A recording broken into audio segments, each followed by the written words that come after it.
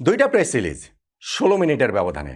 রাত ১০টা ৫০ বাংলাদেশ ক্রিকেট বোর্ডের তরফ থেকে এলো প্রথমটি, রাত ১১টা ৬ ইন্টারন্যাশনাল ক্রিকেট কাউন্সিল আইসিসির তরফ থেকে এলো দ্বিতীয়টি। আমি জানি না, আমি যখন এই আলোচনা করছি আপনারা ভিডিও আপনাদের সামনে যেতে যেতে পাকিস্তান ক্রিকেট বোর্ডের কিংবা আইসিসি থেকে অফিসিয়াল সেই ঘোষণাটা চলে আসে কিনা ১৫ই ফেব্রুয়ারি কলম্বোতে ভারত পাকিস্তান ম্যাচটা হচ্ছে, কিন্তু ওই দুইটা প্রেস রিলিজকে আপনি যদি রিলেট করতে পারেন তাহলে এটা আসলে প্রিটি ক্লিয়ার। ভারত পাকিস্তান ম্যাচটা হচ্ছে ১৫ তারিখে, সেইটা এখন কেবলমাত্র সময়ের অপেক্ষা, সেইটা কেবলমাত্র একটা অফিসিয়াল ঘোষণার অপেক্ষা। সেই ঘোষণাটা যে কোনো মুহূর্তেই আসতে পারে। অবশ্য আমার কাছে প্রথম থেকেই এইটা অন্য কিছু হবার কোনো কারণ ছিল বলে মনে হয়নি। পাকিস্তান বাংলাদেশের পাশে দাঁড়ানোর কথা বলে যে ভারতের বিপক্ষে ম্যাচটা বয়কটের ঘোষণা দিয়েছে, এই পুরোটাই যে আসলে একটা ড্রামা, এবং ফাইনালি গিয়ে পাকিস্তানকে যে খেলতেই হবে ভারতের বিপক্ষে ম্যাচ, কোনো একটা সম্মানজনক উপায়ে যে এখন খেলতে হবে, সেইটাই বোধহয় রিলেট করতে পারে এই দুইটা প্রেস রিলিজের ভাষা বা যেই মিটিংটা হয়েছে আইসিসি, পিসিবি এবং বিসিবি প্রেসিডেন্ট আমিনুল ইসলাম বুলবুল যেখানটাতে উপস্থিত ছিলেন, সেই সব কিছু মিলিয়ে। কেন আমি এই কথাগুলো বলছি? দেখেন, এই মিটিংয়ে বাংলাদেশ ক্রিকেটের কি কোনো লাভ হয়নি? লাভ হয়েছে। আমি আগেই ভিডিওতে বলেছিলাম আমাদের এখান থেকে একটাই সম্ভাব্য সেরা আউটকাম আসতে পারে। সেই আউটকামটা কি? আইসিসি টি-20 ওয়ার্ল্ড কাপে বাংলাদেশ না খেলার কারণে ভবিষ্যতে আমাদের উপরে যেন কোনো রকম কোনো নিষেধাজ্ঞা না দেয়, কোনো রকম কোনো যেন আর্থিক জরিমানা না করে, আমাদের ওই আইসিসি যে ফান্ডের টাকাটা রয়েছে সেটা যেন কেটে না রাখে। সেইটা হয়েছে। এইটা আমাদের জন্য লাভ, নিঃসন্দেহে।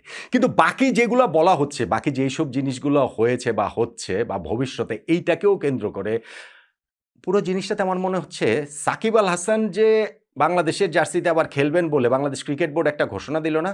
ওই রকম বিষয়টা অনেকটা। না, আমি গিমিক করার জন্য বলছি না। কেন সাকিবের ইস্যুর সঙ্গে এই ইস্যুটা আমি মেলাচ্ছি, সেটা আমার আর্গুমেন্টটা শুনলেই আপনি বুঝতে পারবেন। Pakistan from the very beginning তারা ক্লিয়ার ছিল ভারতের বিপক্ষে ম্যাচ তারা খেলবে, কিন্তু এখন যে তারা ভারতের বিপক্ষে ম্যাচটা খেলবে, কি বলে খেলবে? কোনো একটা ওয়ে তো থাকতে হবে। তাদের আর্গুমেন্ট ছিল যে বাংলাদেশের পাশে দাঁড়ানোর জন্য, যেহেতু বাংলাদেশ ওয়ার্ল্ড কাপে খেলছে না, তাদের পাশে দাঁড়ানোর জন্য আমরা খেলছি না। এখন Bangladesh cricket board president Aminul Islam Bulbul ভাই যদি তাদেরকে অনুরোধ করেন, তাহলে তাহলে তো তারা খেলতেই পারে। তো এরকম একটা ফিলিং দিয়েছেন। আমাদেরকে যে মেইলটা করা হয়েছে, যে প্রেস রিলিজটা দেওয়া হয়েছে রাত 10টা 50 সেইখানটাতে বুলবুল ভাইয়ের ওই কোটটা রয়েছে যে তিনি পাকিস্তান ক্রিকেট বোর্ডকে অনুরোধ করছেন ভারতের বিপক্ষে ম্যাচটা যেন তিনি খেলেন। ফলে এর ১৬ মিনিট পরে আইসিসির ওই মেলটা এসেছে। সো বাংলাদেশ এইখানটাতে ওয়ার্ল্ড কাপে খেলেনি, বাংলাদেশের সমর্থনের জন্য পাকিস্তান ভারতের বিপক্ষে ম্যাচ খেলবে না। এখন সেই বাংলাদেশই বলছে পাকিস্তানকে খেলতে, অতএব ভাই আমরা আসলে খেলছি, এটা বলে পাকিস্তান খেলতে পারবে? পাকিস্তান একটা বিজয়ী ফিলিং পেলো যে না না ঠিক আছে আমরা খেললাম। বাংলাদেশও একটা বিজয়ী ফিলিং পেলো যে না না, বাংলাদেশ ক্রিকেট বোর্ড প্রেসিডেন্টের কি ক্ষমতা, দেখো যে তিনিই হচ্ছে গিয়ে ভারত পাকিস্তান ম্যাচের আয়োজনটা করে দিলেন। ভাই আমার আর্গুমেন্টটা হচ্ছে গিয়ে, বুলবুল ভাই যদি এই বিশ্ব ক্রিকেটের ইকোসিস্টেমের বৃহত্তর স্বার্থের কথা, তার কোর্টের মধ্যে রয়েছে, স্বার্থের কথা ভেবে পাকিস্তানকে অনুরোধ করেন ভারতের বিপক্ষে খেলতে, বাংলাদেশ ক্রিকেটে কোনো ইকোসিস্টেম নাই, আমাদের ক্রিকেটের কোনো বাস্তুতন্ত্র নাই ইকোসিস্টেমের। বাংলা ছোটবেলায় পড়েছিলাম ৩০-৪০ বছর আগে। তো বাংলাদেশ ক্রিকেটের বাস্তুতন্ত্রের জন্য কি টি-20 ওয়ার্ল্ড কাপ খেলাটা লাভজনক নাকি না খেলাটা লাভজনক? তখন তিনি অনুরোধ করতে পারেন নাই, এই আইসিসিকে অনুরোধ করে রাজি করাতে পারেন নাই, ভারতীয় ক্রিকেট বোর্ডকে অনুরোধ করে রাজি করাতে পারেননি, শ্রীলঙ্কা ক্রিকেট বোর্ডকে অনুরোধ করে রাজি করাতে পারেননি। ওইখানে তো আমরা ১৪-২ ভোটে হেরেছি, তাদের সাথে পারেননি। আমাদের সরকারকে অনুরোধ করে রাজি করতে পারেননি, পারেন নাই তো ভাই। তাহলে বুলবুল ভাইয়ের নেগোসিয়েশন পাওয়ার এতটা যে তিনি এই বাঘে মহিষে এক ঘাটে জল খাইয়েছেন, তিনি এই আইসিসি, ভারতীয় বোর্ড, পাকিস্তান বোর্ড সব কিছুকে একসাথে নিয়ে এসছেন, জয় শাহ, মহসিন নাকভি, তারপরে যারা যারা রয়েছেন সবাই বুলবুল ভাইয়ের কথায় উঠেছে বসেছে, এবং তারাই হচ্ছে গিয়ে ফাইনালি তার কথাতেই ডিসিশন নিয়েছে।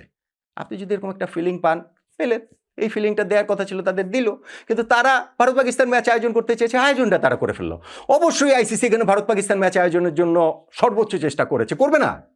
আরে আশ্চর্য, সেইটা করার জন্য তারা এই মিটিংয়ে গিয়েছে, তারা এইসব, তো তারা তো আইসিসি তো এইখানটাতে এই নাটকটা সাজিয়ে যে না এখন বাংলাদেশের অনুরোধে আসলে আমরা খেলছি, এরকম একটা ফিলিং দেওয়ার জন্য কি পুরো জিনিসটা করা হচ্ছে না? হ্যাঁ, আইসিসি আবার যেটা বললাম ১৬ মিনিট পরে একটা মেইল দিয়েছে, প্রেস রিলিজ দিয়েছে। সেই প্রেস রিলিজে তারা বলছে যে বাংলাদেশের উপরে কোনো স্যাংশন তারা দিবে না। এইটা আমাদের জন্য একটা স্বস্তির বিষয়। এবং নিঃসন্দেহে আমি যেটা বলছিলাম যে সাকিব আল হাসানের সঙ্গে এটার একটা রিলেশন রয়েছে, সাকিব আল হাসানকে বাংলাদেশের জার্সিতে খেলানোর জন্য, সেইটার সাথে রিলেশন কোথায়? ও তার আগে ওইটা একটু বলে রাখি যে ওই যে হোস্টিং রাইটসের কথাটা ২০২৮ থেকে ২০৩১ মধ্যে বাংলাদেশে একটা আইসিসি ইভেন্ট হবে, এইটা তারা এগ্রি করেছে। ২০২১ সালে তো ২০৩১ পর্যন্ত সকল আইসিসি ইভেন্টের হোস্টিং রাইটসের ওই জিনিসটা ঠিক হয়ে গেছে, হয়েছে না? তাহলে এই সময়ের মধ্যে নতুন করে কারো কাছ থেকে কেড়ে নিয়ে বাংলাদেশকে দিবে?